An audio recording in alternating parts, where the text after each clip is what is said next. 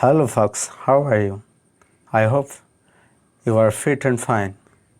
So again, welcome to Odia ବାଲା English.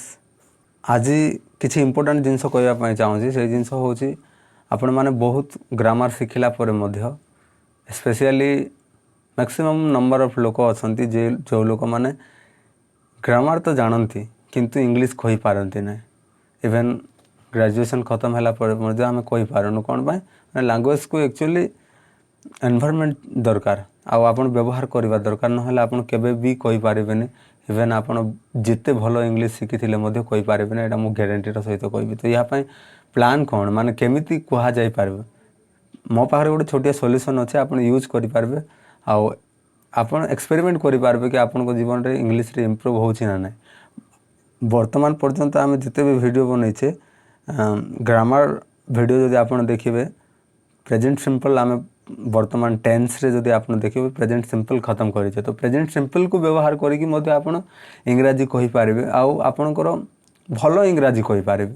ଆସନ୍ତୁ ମୁଁ କେମିତି କହିପାରିବି ଆପଣଙ୍କୁ ଏକ୍ସପ୍ଲେନ୍ କରିବି ଗୋଟେ ବାଇ ଗୋଟେ, ଆପଣଙ୍କୁ କିଛି ଟ୍ରିକ୍ସ ଦେବି ଯେଉଁଟା ଆପ୍ଲାଏ କରିକି ଆପଣଙ୍କୁ ମଜା ଆସିଯିବ। ଦେଖନ୍ତୁ, ଫାଷ୍ଟ ଆମର ଜିନ୍ଦଗିରେ ଆମେ ଭାଷାର ବ୍ୟବହାର କରିବାର ମୁଖ୍ୟ ଉଦ୍ଦେଶ୍ୟ କ'ଣ? ମୁଖ୍ୟ ଉଦ୍ଦେଶ୍ୟ ହେଉଛି ଆମର ଫିଲିଙ୍ଗସ୍, ଆମେ ଯାହା ଭାବୁଛୁ ତାକୁ ସେୟାର କରିବା ପାଇଁ ଚାହୁଁ ବିଭିନ୍ନ ତାରିକାରେ। ତ ଫାଷ୍ଟ ତାରିକା ହେଉଛି ଆପଣ ଯଦି ଭାଷା କହିପାରୁଛନ୍ତି କହିବେ, ଯଦି ଇଂଲିଶରେ ଯଦି କହିବାର ଅଛି ଫାଷ୍ଟ ଜିନିଷ ଆପଣଙ୍କୁ ଶିଖିବାର ଅଛି ଯେ ଆପଣଙ୍କର ଦୈନନ୍ଦିନ ଜୀବନରେ କ'ଣ ଚାଲିଛି ତାକୁ କେମିତି ଏକ୍ସପ୍ରେସ୍ କରିବେ, ତାକୁ କେମିତି କୁହାଯାଇପାରିବ। ତ ସେଇ ଜିନିଷ ଶିଖିବା ପାଇଁ ଆପଣଙ୍କୁ କ'ଣ କରିବା ପାଇଁ ପଡ଼ିବ, ଆପଣ ପ୍ରତ୍ୟେକ ଦିନ କ'ଣ କରନ୍ତି ସେଇ ଜିନିଷକୁ ଫାଇଣ୍ଡ ଆଉଟ୍ କରିବେ। ତାପରେ ସେଇ ହିସାବରେ ଆପଣ ଡିସାଇଡ଼୍ କରିବେ ଯେ ଆପଣ କେଉଁ ୱାର୍ଡ଼ ଚୁଜ୍ କରିବେ। ମୁଖ୍ୟ ଜିନିଷ ହେଉଛି ଭୋକାବୁଲାରୀ। ଭୋକାବୁଲାରୀ କ'ଣ ମାନେ ଆପଣ ଯେଉଁ ପ୍ରକାର କାମ କରୁଛନ୍ତି, ଯେମିତି ଆପଣ ଗୋଟେ ଦିନ ବିଷୟରେ କହିବା ପାଇଁ ଚାହୁଁଛନ୍ତି, ଗୋଟେ ଦିନ ବିଷୟରେ ଆପଣ ଯେମିତି ସକାଳେ ଉଠୁଛନ୍ତି, ତାପରେ ଜଳଖିଆ କରୁଛନ୍ତି, ତାପରେ ସ୍କୁଲ ଯାଉଛନ୍ତି, କଲେଜ ଯାଉଛନ୍ତି, ସ୍କୁଲ କଲେଜରେ କେତେ ଘଣ୍ଟା ପର୍ଯ୍ୟନ୍ତ ଆଟେଣ୍ଡ କରୁଛନ୍ତି, ତାପରେ କେତେବେଳେ ଘରେ ଆସୁଛନ୍ତି, ବାଇ ବସ୍ ଯାଉଛନ୍ତି ନା ଟ୍ରେନରେ ଯାଉଛନ୍ତି, କେତେ ସମୟ ଜର୍ଣ୍ଣି କରୁଛନ୍ତି, ରିଟର୍ନ ଆସିଲା ପରେ କ'ଣ କରୁଛନ୍ତି, ସନ୍ଧ୍ୟାରେ ଟିଭି ଦେଖୁଛନ୍ତି ନା ମସ୍ତି କରୁଛନ୍ତି, ଦିନକୁ କେତେ ଘଣ୍ଟା ପଢ଼ନ୍ତି, ୱିକେଣ୍ଡରେ କ'ଣ କରନ୍ତି।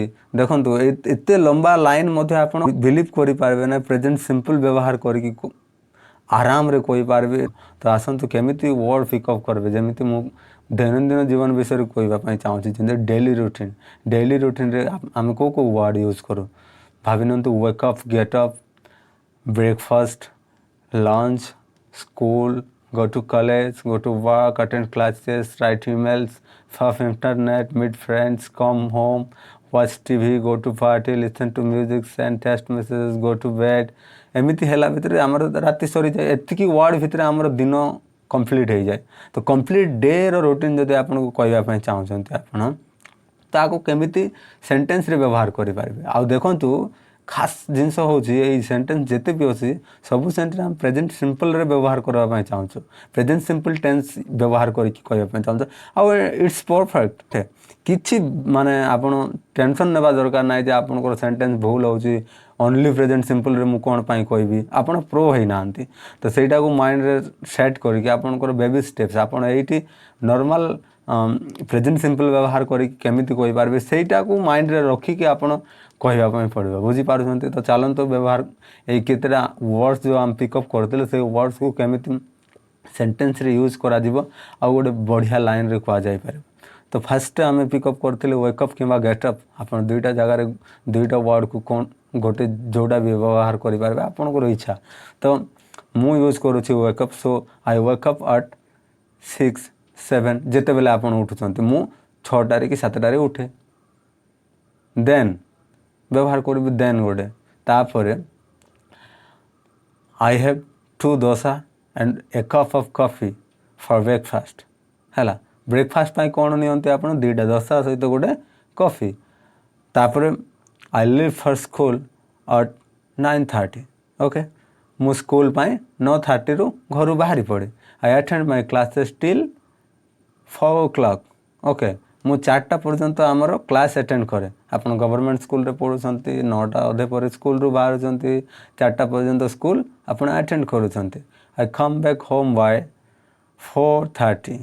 ତାପରେ I take a nap. Okay, तापर आसला पर टायर्ड है तो मुझे टिके सोए I take a nap and I start doing my homework at 6 o'clock okay 6टारे मु मोर होमवर्क स्टार्ट कर दी after I complete my homework I listen to music तापर आपण शीघ्र शीघ्र कलापर लिसन म्यूजिक गीत फित टी शुणती एंड सर्फ द इंटरनेट तापर रात्रि बस इंटरनेट चलाती तो आई यूज द इंटरनेट जगार सर्फ द इंटरनेट मो हिसाब रे बहुत बढ़िया लाइन तो आपण सर्फ द इंटरनेट व्यवहार करवा कथा तो तापर I also read my text message and answer them तापर व्हाट्सएप खेलती तो सही आप यूज करें I also read my text message and answer them और I also read my WhatsApp messages and answer them okay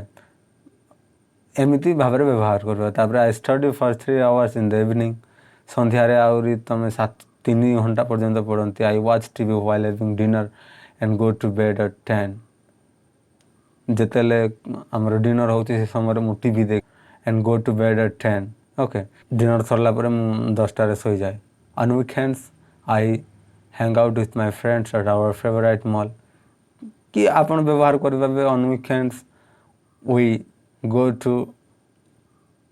some shopping mall or go to market or go to bar or go to dance party or go to club with our friends okay and we dance जहाँ भी and have a good time जहाँ भी आपण व्यवहार करि पारबे तो एमिति भाव रे व्यवहार करि पारबे एठी आपण जदि टोटल मु जदि सेंटेंस कंपोज कली देखि पारबे गोटे दिन रो आपण बहुत बढ़िया भाव रे कहि पारछंती आ एते थर्ड क्लास इंग्लिश नाही से एमती भाव में जब आप व्यवहार करुँच इंग्लिश को यूज करुँच believe me you will find yourself that you are improving day by day okay आप जब व्यवहार ही करेंगे इंग्लिश टोटाली आते ग्रामर शिखले भी अधा अधूरा कारण ग्रामर शिखी सारापर व्यवहार करवा हूँ बहुत बहुत इम्पोर्टेंट जेकोसी विद्या हो जेकोसी कौशल हो जो पर्यंत तार व्यवहार आपन जानी पारि नाहंते जाहाकू व्यवहार करि पारि नाहंते आपन जीवन रे शिखिथिबार कोनोसी अर्थ ही नाही